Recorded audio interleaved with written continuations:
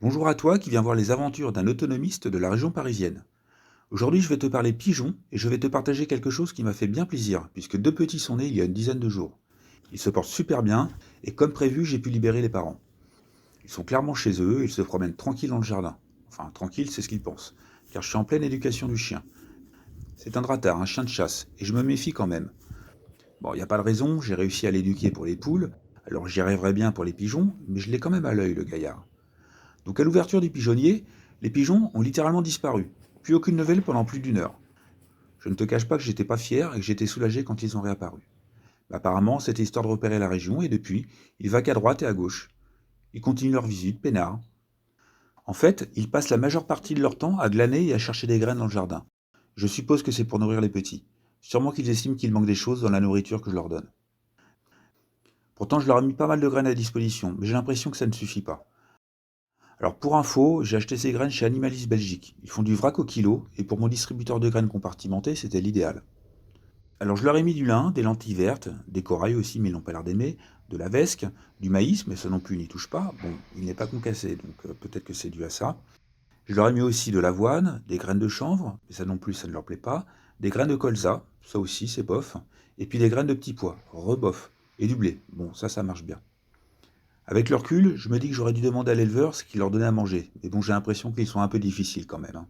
Enfin, c'est pas bien grave, puisqu'étant en liberté, s'ils ont besoin d'autres trucs, ils vont se débrouiller maintenant. Niveau squattage des toits des voisins, pour le moment ça va à peu près. Mais ça m'inquiète un peu quand même, car ils y vont. Pas souvent, mais un peu trop à mon goût quand même. J'espère que c'est parce qu'ils ont des petits et qu'ils ne veulent pas trop s'éloigner du pigeonnier. J'avais laissé tomber les pigeons de chair pour des pigeons voyageurs qui sont moins des pigeons de toit, mais j'ai l'impression que je ne pourrais pas faire plus de 4 ou 5 couples, au risque de me fâcher avec les voisins. Enfin, on va voir comment ça évolue quand il n'y aura plus de petits. Donc voilà les petits en pleine d'été justement. Il y en a un qui est beaucoup plus gros que l'autre, on va savoir pourquoi. Parce que c'est un mâle, parce qu'il se déroule pour manger plus que l'autre. Pour le moment, je n'en ai pas la moindre idée, mais j'ai plutôt tendance à penser que c'est parce que c'est mâle et femelle. Bon, enfin bref, voilà, c'est parti, et ça se passe plutôt pas trop mal.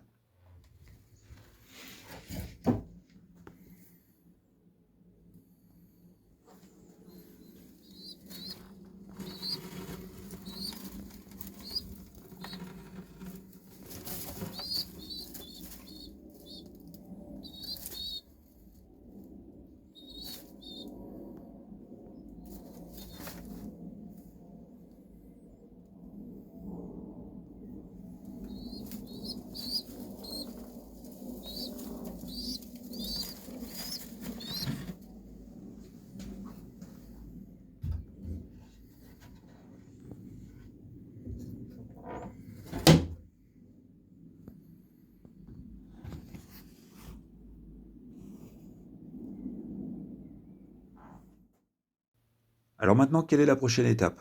Il va falloir que je me dépêche de faire une case de réunion pour former des couples. Je voudrais bien ramener au mâle au moins une choco d'un autre sang et donc d'un autre élevage. Mais ce n'est pas dit qu'ils se mettront en couple. Alors pour aider un peu, il va falloir que je les enferme quelques jours ensemble. Quant à la femelle, il y a des chances qu'elle se sauve et qu'elle suive un baiser sauvage. Mais bon, c'est pas grave. On va avancer doucement et prudemment. Voilà les nouvelles de mon élevage, ou tout du moins de mon début d'élevage. Pour le moment, je crois que je n'ai pas trop fait d'erreur. Ah si, tiens, il y a deux trois trucs qu'il va falloir que je change. En un, la baignoire. Je l'avais mise en hauteur pour qu'ils aient une belle vue quand ils prenaient leur bain, et ils ont bien aimé. Mais elle était un peu trop petite, alors je m'étais dit que j'allais la refaire en plus grande, toujours en hauteur. Bah non, en fait, c'était pas une bonne idée, parce qu'ils s'en servent comme d'un perchoir et l'eau est souillée au bout d'une heure. Donc une auge posée au sol, ça va très bien. Et en deux, dans les trucs à peaufiner, c'est l'inclinaison du pigeonnier. Il va falloir que je le fasse pencher légèrement sur l'avant. Ça me permettra de nettoyer les cases plus rapidement en passant un bon coup de jet d'eau.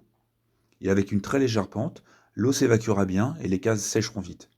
Je te donne donc rendez-vous pour un prochain bricolage sur la case de réunion qui va me permettre de former le prochain couple. Et en attendant, je te souhaite beaucoup de ténacité dans tes projets. Allez, à ciao!